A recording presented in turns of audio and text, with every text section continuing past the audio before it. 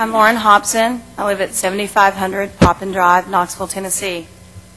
In the last several months, you have heard from numerous teachers about legitimate problems with our school system, all of which directly or indirectly affect our students. In return, we have been discounted and minimized as a small pocket of dissatisfaction, lazy whiners who want to uphold the status quo, and even completely and unprofessional and dangerous radicals. I'm not sure what any of those descriptions have to do with the teachers in this room or outside in the atrium.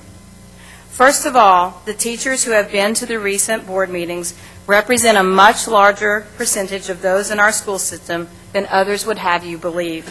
For every teacher present here to voice our concerns, there are more still at school working, yes, even at 7:51, the custodians are about to kick them out, more who have family and church commitments, and even more who are still afraid to lose their jobs to make an appearance, especially when their principals have been called to attend. Before last month, when is the last time you saw more than 20 teachers at a board meeting? Really? We certainly would not have made the effort to be here if it wasn't vitally important. I can afford to lose my job less than most people in this room, but to those who know my personal situation, my husband is here to support me tonight because he knows it's important. And I am here knowing that my job may be in jeopardy, and a few apparently find my actions unprofessional. When did speaking up to protect your coworkers and the children in your school make you unprofessional? We simply want you to see beyond the test scores and the graduation rates that some would have you believe outweigh our concerns. Teachers know that you can get a better test score if you spend enough time teaching testing strategies rather than curriculum and by cramming in information that may not be retained after the test. Ask any high school teacher how to raise a graduation rate, they'll tell you. Test scores and statistics can be easily manipulated. Teacher and student morale cannot. Many of the things we have been asked to do are not hard, they're not challenging, they're just plain wrong.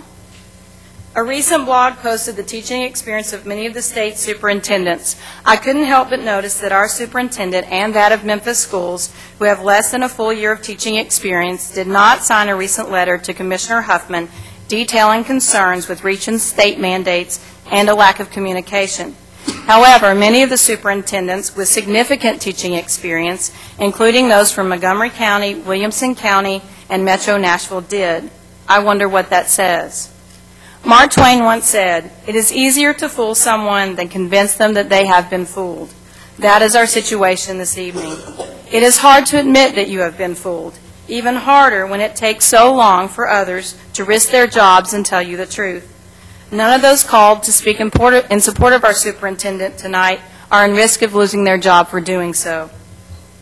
Some of you truly believe a test score trumps all, and some of you have really listened and want to do the right thing, but maybe you're not sure what that is. Well, the right thing is to not extend the superintendent's contract past its current date. A teacher whose total evaluation score is at expectations does not receive an apex bonus, at least not at my school. So why should a result of at expectations garner an extension, which is the superintendent's evaluation, I believe? You have recommended that he work on improving his relationship with teachers, and I feel evidence of action in this area needs to be seen over the next several weeks and months. Teachers who make less than a quarter of our superintendent's salary have been throwing stones at a giant of an issue, not because we wanted to, but because our efforts to voice concerns up the chain of command were in vain. However, even if the board votes, as we expect, to extend Dr. McIntyre's contract through 2017, a year more than it is already, teachers have achieved a victory for our students. We didn't have to call 3 rows of people for support this evening, and now the public is listening. 2 years ago, I ended my address to the board saying, "I'm used to having to defend my profession from those who just don't get it. I don't want to have to defend my profession from those who should. After tonight, I will know into which category you fall. But I commit to working with each of you to improve our schools and make life better for our students." But to close, I will remind you of a line from a beloved Dr. Seuss story. Unless someone like you cares a whole awful lot, nothing is going to get better. It's not. Thank you.